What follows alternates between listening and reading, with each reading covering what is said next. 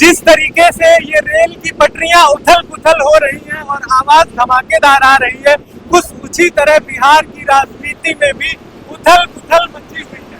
जी हाँ, हम बता दें आपको, अभी हमारे साथ भरत जी हैं जो कि उल्टा चश्मा के एक बड़े पत्रकार हैं, जिनसे हम बिहार की राजनीति पर बात करेंगे। तो भरत जी, स्वागत है। जी जी। सर, मेरा पहला सवाल यही है कि जिस तरीके से ये रेलगाड़ियों की पटरियां उथल पुथल की आवाज कर रही थी, वैसे ही कुछ बिहार की राजनीति में उथल पुथल मची हुई है। जैसा कि देखा जाता है कि रात को तेजस्वी जी आते हैं, सिंबल पर बताया जाता है कि रोक लगा देते हैं, फिर संजय यादव जी हॉर्न बजाते हैं। तो क्या कुछ चल रहा है बिहार में? देखिए, बिहार जितना मैं अभी तक घूम पाया हूँ, जितना आरा आपका उत्तर प्रदेश से घुसते ही आरा पड़ता है, बक्सर पड़ता है, पटना, यहाँ तक मैं पहुँचा हूँ घूमते घूमते। यहाँ तक एक चीज़ क्लियर कट दिखाई दे रही है कि जो सत्ता चल रही है उस सत्ता से पब्लिक में नाराज़गी है। पहला पॉइंट ये है। दूसरा पॉइंट ये है, पब्लिक के भीतर जब आप कैटेगराइज करेंगे तो पब्लिक के भीतर दो तरीके की पब्लिक आती है। एक पब्लिक वो जो अपना भविष्य तलाश रही है, और दूसरी पब्लिक वो जो अपना भविष्य तलाश चुकी है और सिक्योर करना चाहती है, जो संघर्ष कर रही है। देखिए, भैया खड़े हुए हैं, नाविक हैं, है ना, नाव पर सवारी बैठाते हैं, और वो सिर हिला रहे हैं हमारी बात, हम जो बात कह रहे हैं उस पर वो हामी भर रहे हैं उधर से।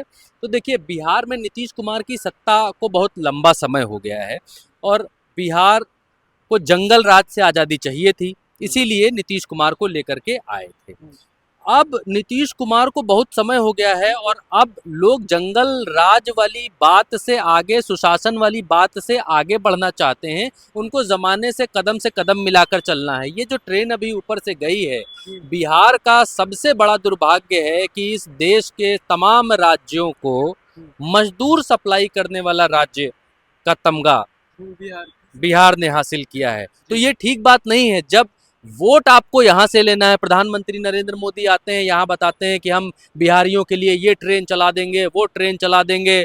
गुजरात जाते हैं तो वहाँ कहते हैं हम यहाँ ये फैक्ट्री लगा देंगे, वो फैक्ट्री लगा देंगे। गुजरात के लिए क्यों नहीं कहते कि हम यहाँ से ये ट्रेन चलाएंगे, वो ट्रेन चलाएंगे जो गुजरात के मजदूरों को लेकर बिहार की तरफ जाएगी? नहीं कहते ना। बल्कि यहाँ से ट्रेनें गुजरात के लिए चला देते, यहाँ के लिए ट्रेनें चला देंगे। क्यों? क्योंकि ये पॉलिटिशियंस का भी माइंडसेट बन चुका है कि बिहार से ही मजदूर आता जाता है और बिहार हमेशा मजदूरी करता रहेगा। ये लोगों के दिमाग में बिठाने की कोशिश की जा रही है। ये हो गई नैतिक बातें। लेकिन अब मसला ये है कि बिहार की राजनीति के भीतर नीतीश कुमार कभी भी कुछ भी करने के मूड में है। आज की तारीख में जब हम खड़े हैं, नीतीश कुमार पिछली बार 115 सीटों पर चुनाव लड़े थे। 115 सीटों पर लड़ने के बाद इस बार भाजपा ने उनको 101 सीटें दे दी। 101 सीटें खुद भी भाजपा उन्हीं 101 पर लड़ना चाहती है, यानी बराबरी पर। जो नीतीश कुमार का तमगा अभी सीटों के मामले में ही बड़े भाई का था, वो भारतीय जनता पार्टी ने वो लिहाज और नीतीश कुमार के उस बड़प्पन को खत्म कर दिया है। भारतीय जनता पार्टी ने नीतीश कुमार को बड़ा भाई मानने से इनकार कर दिया है। कहीं ना कहीं जमीन बनाना चाहती है बीजेपी अपनी। देखिए, अगर भारतीय जनता पार्टी की आप पीछे की क्रोनोलॉजी को पकड़ेंगे तो आपको ये बात समझ में आएगी कि भाजपा किसी भी राज्य में अपने से बड़ी पार्टी को देखना नहीं चाहती है। जैसे महाराष्ट्र का उदाहरण आप ले लीजिए। महाराष्ट्र में शिवसेना बड़े भाई की भूमिका में थी, और शिवसेना का हाल आज की तारीख में क्या है?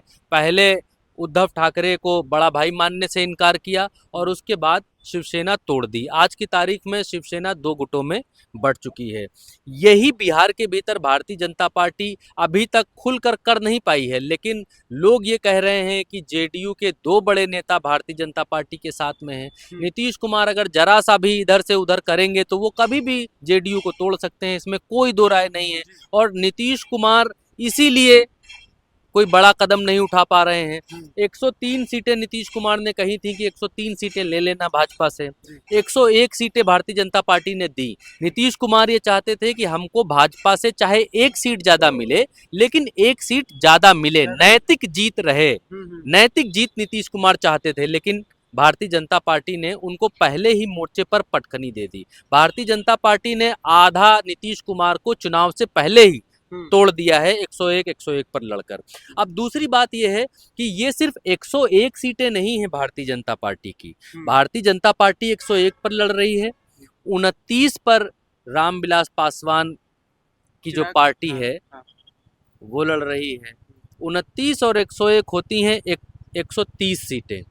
बिहार में बहुमत आपके यहाँ 122 सीटों पर है, तो 122 से 8 ज़्यादा सीटों यानी बहुमत से 8 ज़्यादा सीटों पर भारतीय जनता पार्टी एक हिसाब से लड़ रही है बिहार के भीतर। और नीतीश कुमार इतने बुद्धिमान व्यक्ति हैं, नीतीश कुमार की राजनीतिक समझ और राजनीतिक चेतना अभी उतनी खत्म नहीं हुई है कि नीतीश कुमार को ये समझ में ना आए कि उनके साथ क्या खेल चल रहा है।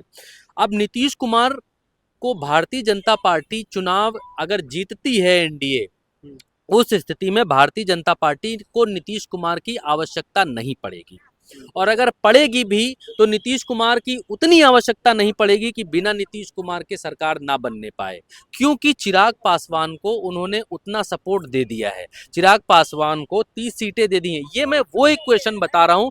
वैसे तो भारतीय जनता पार्टी और नीतीश कुमार की पार्टी और जो भी सरकार यहाँ चल रही है उसके खिलाफ नाराजगी लोगों में बहुत है, और बिहार में ये चुनाव एक ऐसा चुनाव है जिसमें लोगों के भीतर नाराजगी बहुत ज़्यादा है और लोग खुलकर बोल नहीं रहे हैं, और क्या करने वाले हैं ये खुद पार्टियों को समझ में नहीं आ रहा है कि क्या होने कहा जा रहा है कि मैं अपनी बात पूरी कर लूं।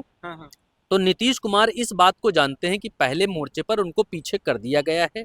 अगला मोर्चा है कि अगर मान लीजिए एनडीए की सरकार एनी हाउ आती है, उस स्थिति में ये लोग आते हैं कि आपस में मिलकर सरकार बनाने की कंडीशन में आते हैं, तो क्या नीतीश कुमार की उतनी ही जरूरत होगी जितनी जरूरत आज है भारतीय जनता पार्टी को? नहीं होगी, क्योंकि नीतीश कुमार के सामने उनके बराबर उन्होंने तेजस्वी को उनको चिराग पासवान को लाकर खड़ा कर दिया है कि नीतीश कुमार अब सिंगल हैंडेडली सबकी जरूरत पहले इस्तेमाल करो विश्वास करो वाला मैटर बन के ना रह जाए। तो ये नीतीश कुमार को खत्म करने का पहला प्रयास है बिहार के भीतर से, और इसीलिए नीतीश कुमार के भीतर छटपटाहट है। खबरें ये तक हैं कि नीतीश कुमार की लालू प्रसाद यादव से बातचीत हुई है। खबरें यहाँ तक हैं कि नीतीश कुमार के जो बेटे हैं उनको लालू प्रसाद यादव की पार्टी की तरफ से डिप्टी सीएम बनाने का मैसेजिंग हुई है। बहुत बड़ा मतलब अपडेट है कि एक तरफ सोचा जा रहा था कि 3 डिप्टी सीएम बनेंगे, मगर वो सारा चीज हट के अब निशांत कुमार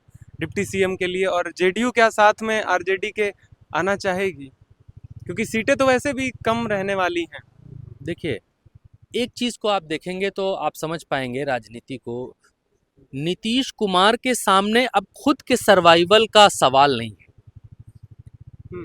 नीतीश कुमार को ये बात मालूम है कि ये उनका आखिरी चुनाव है, अब सर्वाइवल पार्टी का है।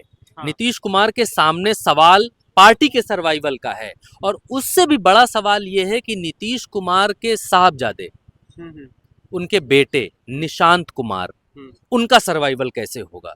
राजनीति में उनका पदार्पण, उनका सर्वाइवल और उनको राजनीति में प्रवेश कराना और अच्छा स्टार्ट दिलाना, डेब्यू जो जिसको कहते हैं फिल्मों में, उनका अच्छा डेब्यू कराना। तो अच्छा डेब्यू कैसे हो सकता है? भारतीय जनता पार्टी तो नहीं होने देगी। भारतीय जनता पार्टी तो नीतीश कुमार का ही करियर खत्म कर देगी, इसमें कोई दो राय नहीं है।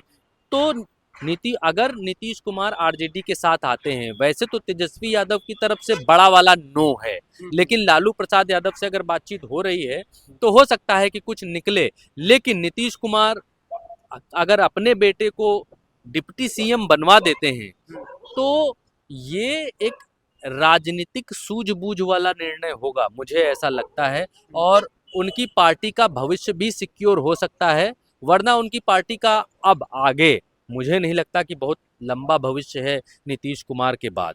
कहीं ना कहीं ये भी एंगल मिल रहा है कि दोनों युवा मिलके सरकार चलाएंगे, ऐसा कुछ, क्योंकि तेजस्वी यादव भी युवा है, निशांत कुमार भी युवा है।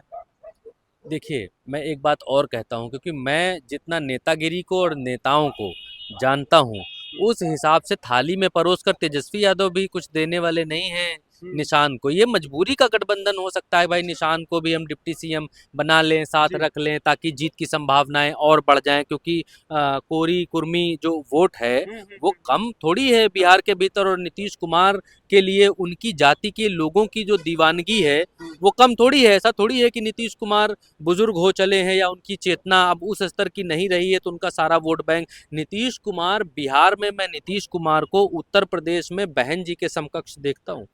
बहन जी राजनीतिक तौर पर घर बैठ गई थी उत्तर प्रदेश में, बहन जी राजनीतिक तौर पर बिल्कुल शून्य हो गई थी, रैलियां खत्म कर दी थी, लेकिन एक रैली अभी उन्होंने लखनऊ में की है और उस रैली ने तांडव करके दिखा दिया है। बहन जी ने 2024 के चुनाव में भी 13% जो उनका जाति का वोट है वो पूरा हासिल किया है। तो नीतीश कुमार की जो जातिगत वोट बैंक है वो कहीं खिसक कर जाने वाला नहीं है। हाँ, युवा वर्ग में एक बिखराव मैं देख रहा हूँ, खुले तौर पर देख रहा हूँ बिहार के भीतर, जो नीतीश कुमार को छोड़ सकता है या छोड़कर जा सकता है। बाकी का जो बदलाव चाहने वाला वर्ग है, बाकी का जो वो वर्ग है जो सरकार से ये चाहता है कि सरकार अच्छा काम करे, सरकार डेवलपमेंट के मॉडल पर काम करे, वो वर्ग पूरी तरीके से इस सरकार गठबंधन की, इस एनडीए की सरकार से शिफ्ट हो रहा है, ये दिखलाई दे रहा है। अच्छा सर, कहीं ना कहीं ऐसा है कि बीजेपी जो जेडीयू है, जेडीयू को बीजेपी के साथ ज़्यादा फायदा है या फिर आरजेडी के साथ आने पर ज़्यादा फायदा है? देखिए, जेडीयू को जब तक भारतीय जनता पार्टी की दिल्ली में सरकार है, इसको आप ऐसे समझिए कि नीतीश कुमार की बैसाखी पर नरेंद्र मोदी दिल्ली में चल रहे हैं। नीतीश कुमार के सांसदों के भरोसे, उनके समर्थन के भरोसे नरेंद्र मोदी चल रहे हैं।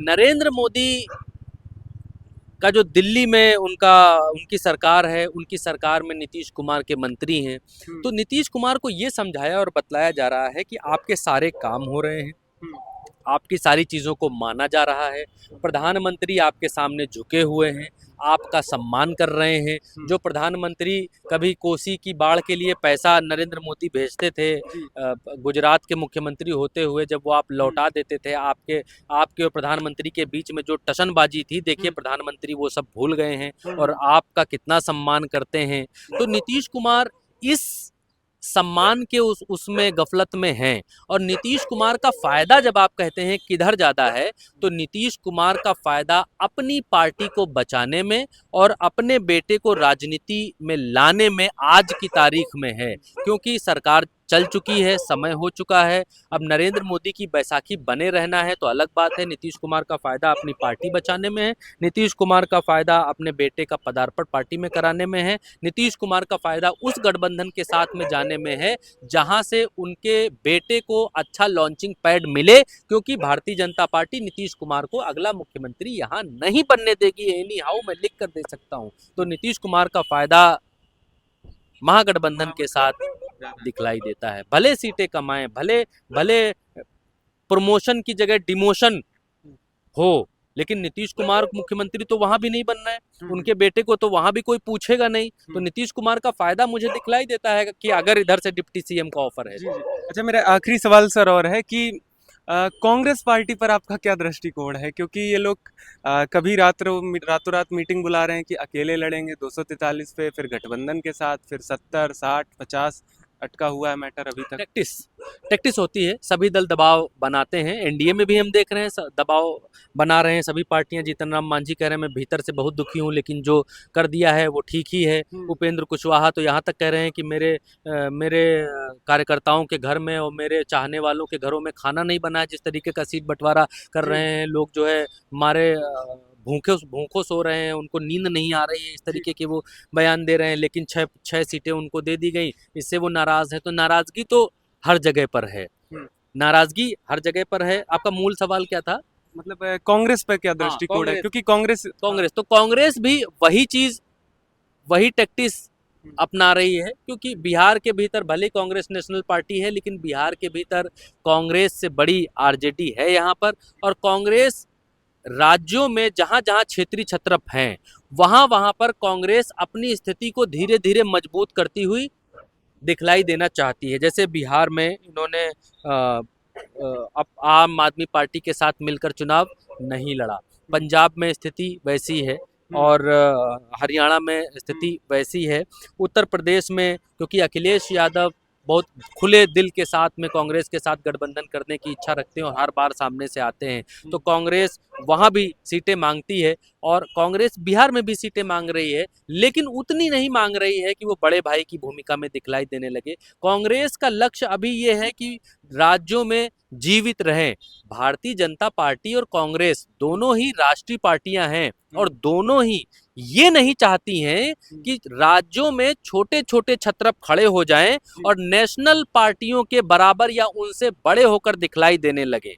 दोनों ही पार्टियां नहीं चाहती हैं, तो कांग्रेस भी ये नहीं चाहेगी कि छोटी पार्टियां बड़ी हो जाएं या क्षेत्रीय छत्रप कल को उनके लिए, क्योंकि कांग्रेस को मालूम है आज नहीं कल तो भाजपा जाएगी, केंद्र से जाएगी भाजपा, आज नहीं कल तो हमारी सरकार आएगी, तो आज नहीं कल तो कल के लिए जब कल उनको ये लगता है कि उनकी सरकार आएगी और भारत देश में कोई दूसरी बड़ी नेशनल पार्टी ऐसी नहीं है जो प्रधानमंत्री दे सके आज की तारीख में, तो कांग्रेस राज्यों में अभी सरवाइव करने के मोड में है कि सरवाइव करें, दबाव बनाएं, जितनी ले सकते हैं उतनी लें, जो सरकार चलेगी उसमें अपनी हिस्सेदारी लें और पार्टियों को जिंदा रखें अपनी पार्टी को अलग अलग राज्यों में, क्योंकि जब जिस भी राज्य में पार्टियां सरकारों में नहीं होती हैं, सरकारें नहीं होती हैं, उस पार्टी के नेता दलों को छोड़कर बहुत तेजी से भागते हैं। तो सत्ता में रहना पार्टियों के लिए बहुत आवश्यक है अगर पार्टी को मजबूत करना है तो। अच्छा सर, अभी हमें जेडीयू में हलचल देखने को मिली। जेडीयू वाले जो कैंडिडेट हैं उनके कार्यकर्ता विरोध कर रहे हैं कि नीतीश कुमार जी हमारी बात नहीं सुन रहे हैं, हमारी सीट पर बीजेपी का कैंडिडेट उतार रहे हैं, तो बड़ा विरोध चल रहा है जेडीयू के अंदर। कह रहे हैं बिन राजा की फौज है, ऐसा स्टेटमेंट सुनने को मिला है।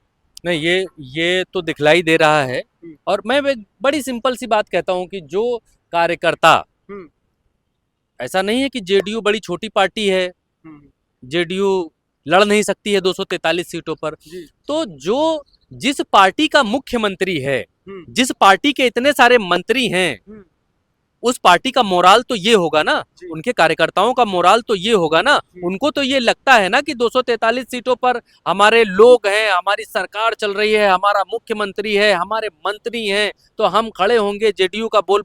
तो भाई जब आप 101 सीटों पर लड़ रहे हैं तो बाकी की 42 सीटों वाले कार्यकर्ता क्या दरी बिछाएंगे? क्या भारतीय जनता पार्टी के लिए वो दरी बिछाएंगे? क्या भारतीय जनता पार्टी का वो लोग झंडा उठाएंगे? वो बाकी की 42 सीटों के कार्यकर्ता क्या करेंगे जी? क्या करेंगे? अगर मान लीजिए किसी सीट से भारतीय जनता पार्टी का उम्मीदवार लड़ता है और वहां से पिछले 5 साल से तैयारी जेडीयू का उम्मीदवार कर रहा है और आपने भारतीय जनता पार्टी के उम्मीदवार को वहां लड़ा दिया, तो विरोध तो होना संभव है ना। और दूसरी बात यह है कि सिर्फ नीतीश कुमार का नुकसान ये नहीं हुआ कि 101 सीटें दी, नीतीश कुमार का नुकसान ये भी है कि नीतीश कुमार के बराबर चिराग पासवान को भारतीय जनता पार्टी खड़ा कर रही है और नीतीश कुमार की 14 सीटें भारतीय जनता पार्टी ने काटी हैं और दूसरे लोगों में बांटी हैं। ये भी तो एक बहुत बड़ी सच्चाई है। तो नाराजगी कार्यकर्ताओं में नहीं होगी तो कहां होगी? वो 14 सीटें जहां से अभी तक नीतीश कुमार के लोग लड़े थे, वो 14 सीटें जिन पर वो सिटिंग एमएलए और जहां हार भी गए, जहां ये लड़े भी थे, तो उन सीटों पर जब ये लोग तैयारी कर रहे होंगे, पिछले 5 साल से पैसा खर्च कर रहे होंगे, मुंडन, तिरही, मरा, उठाई में, बारात में, तिलक में, बर्थडे में, हर जगह जा रहे होंगे इनके लोग, पैसा खर्चा कर रहे होंगे, तो उनके दिल पे क्या गुजरेगी कि 5 साल से तैयारी हम कर रहे थे और हमारी सीटें कट गई, लड़ रहे हैं फलाने, अब हम क्या करें जी? अब या तो हम पार्टी बदलें, या तो हम जेडीयू की जगह आरजेडी चले जाएं, या तो हम भाजपा चले जाएं, या तो कांग्रेस चले जाएं। भाई जब आपके पास लड़ने का ही, लड़ाने का ही स्कोप नहीं है तो विरोध तो करेंगे ना लोग, और क्या करेंगे। अच्छा, आखिरी मेरा सवाल ये है कि क्या लगता है शाम तक या कल तक कुछ ऐसी खबर आ जाए कि इधर से उधर पाला बदल?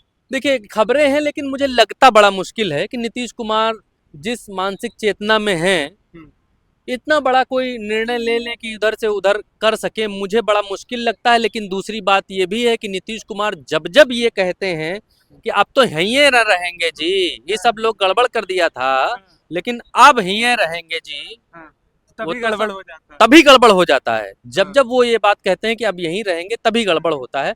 तो नीतीश कुमार की बातों से और आज की जो परिस्थितियां हैं उससे दोनों को देखकर कुछ कहा नहीं जा सकता है, लेकिन नीतीश कुमार राजनीतिक तौर पर नुकसान में है आज की तारीख में, ये दिखलाई दे रहा है क्लियर कट। क्योंकि चुनाव के बाद वो मुख्यमंत्री रहेंगे नहीं, चुनाव के बाद उनकी पार्टी का क्या होगा ये मालूम नहीं। अगर आरजेडी ये ऑफर कर रही है कि उनके बेटे को डिप्टी सीएम बना देंगे तो ये नीतीश कुमार के लिए फायदे का सौदा हो सकता है। बहुत बहुत धन्यवाद।